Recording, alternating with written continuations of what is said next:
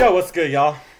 Now, we got a video titled, This is Why Everyone Hates Shea. Now, y'all probably don't know, I am, in fact, a Thunder fan. We just lost last night, Game 7. That shit hurt a little bit, but you know, like, we've been through a lot worse. We were hurt, we didn't have J-Dub. But fuck, the Spurs are good, man. But I don't know what's going on with all this hate about SGA. Like, I understand a little bit, but, like, literally nobody likes this dude for some reason. You got motherfuckers saying he's only good because he flops. Like, get out of here with that shit, man. Anyways, let's check it out. Let's see what they got to say. Rebound by Harper. 2-on-1. SGA Caruso. You gotta make those, to get it back over Wemby. Took the bump. Hartenstein on the body on an instant thunder. SGA got bumped. Lucas Alexander smoothly gets to the elbow. Clock at 7. SGA gonna pull up again. Shai Gilgeous-Alexander is facing a lot of criticism for his flopping and foul baiting, especially in this series against the Spurs. Last year in the conference finals, I made a video breaking down how Shai tries to look at this shit. He's literally against the Spurs. Last year, he's literally holding him. Like, what the fuck do you expect? He is holding him with both arms. His right arm has his right arm locked. His left arm's all around his waist. In the conference finals, like, I made a video breaking down how Shai tries to manipulate the refs, so I thought I'd do it again. But instead of breaking down each flop in a specific game to determine if it's legit, we're going to look at the series as a whole and see if Shai is deserving of all this criticism. Let's see, bro. So Game 1 was a hard-fought game that went into double overtime, with the Spurs escaping with the win. That shot was much thanks crazy, to Wemby for hitting a deep three 7'8", and willing his bro. team to victory. The refs allowed both teams to play physical, and there wasn't much debate over the officiating. But Game 2 is where the flopping really began. Shai just started falling down on nearly every shot attempt, whether there was contact or not. This is where a lot of the criticism of Shai comes from. It's not just about the calls he gets. Like, he literally, like this one, he bumped into two people. Of Shai comes from. Like, that's a bump right it's there. Not falls into into he him tries right to there. get. It's his style of play that turns off a lot of fans. When he's flopping all over the court, it's not appealing to watch, even if he's not getting the calls. If he's hunting for a foul, he's not always looking to score. The Thunder went on to win Game 2, and Shai had a great game. Game 3, Shai shot 6 for 17 and had 12 free throws, but the real highlight of that game was the Thunder's depth, where Jared McCain had 24 points, and the Thunder thoroughly outplayed the Spurs. Game 4, the Spurs got revenge and decimated the Thunder. But Game 5 is where things really took a turn. Tony Brothers got a lot of heat for his officiating in this game. The Thunder as a whole were flopping all over the court. Shai started this game 0 of 4 with 3 turnovers. The Spurs were locking him down. But this call here by Tony was how he got his first points of the game. Very little contact. In the second quarter, there was this pathetic flop by Jalen Williams where he just ran into Keldon Johnson and fell to the floor. Where's the foul, right?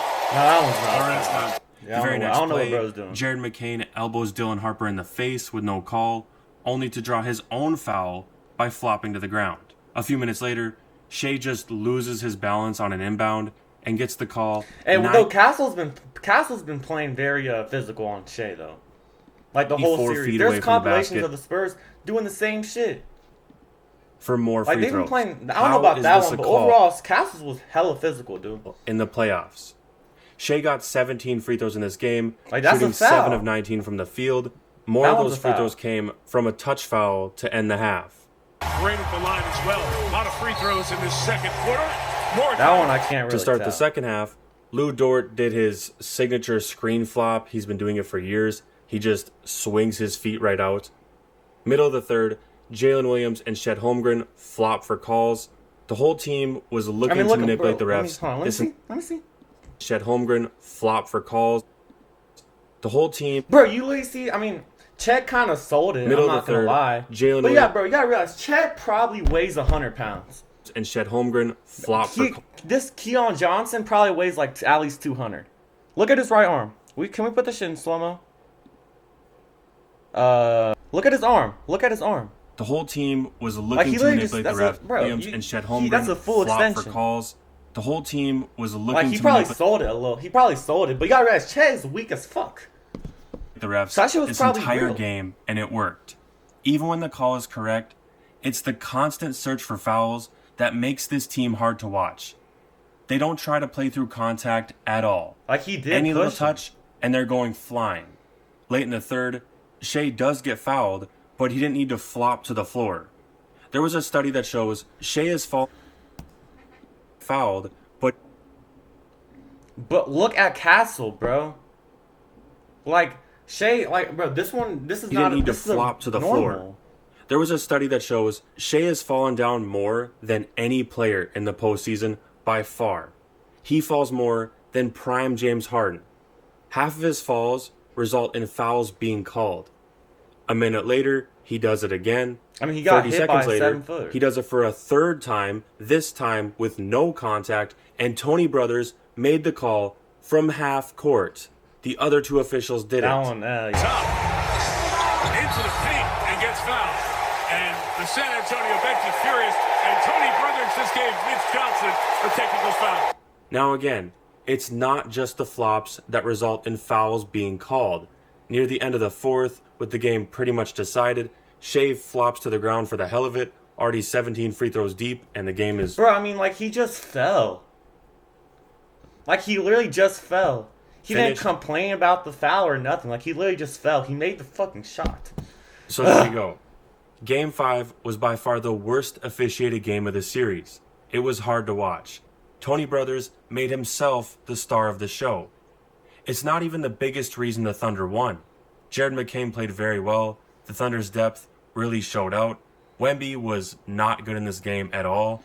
Let me see that one. Thunder's depth really showed out. Wemby was not good Are we in this not going to talk about that flop, bro? McCain didn't even hit him. played very well. in the face. The Thunder's depth really showed out. Wemby was not good in That- this he game sold at that all. too. The young Spurs guards had too many unforced turnovers, but this game did damage the series due to how bad the officiating was. It became the biggest story. Game 6, Shea had his water turned off and only had 3 free throws, but that didn't stop him from trying. He slowed down on open layups, searching for contact. He flopped on contested shots. It is so funny now because knowing, yeah, we lost game 7, but Shea absolutely fucking balled out. And his free throws were like 9 free throws. Looking for foul calls. He flew to the ground when he lost the ball. He knocked his head back. He just wasn't getting the same calls as the game before. The Spurs destroyed the Thunder for a second time this series, so we'll have to see what the officials do in Game 7. Faces of the league, and he understands the responsibility. I know there was talk after Game 5, but Like, I don't know, bro. Like, I understand the criticism, but like, I just think people are dragging it way too much, bro. But anyways, I can't even say shit. We lost game 7. Shea played his ass off, though. I'm not even gonna lie. Wemby's just too fucking good, bro. What do y'all think, bro? Do y'all think this Shea hate is deserved? I personally think it's not deserved. I think it's fair, but I think it's way too exaggerated, bro. What do y'all think in the comments below? Like and subscribe, and I'll see y'all.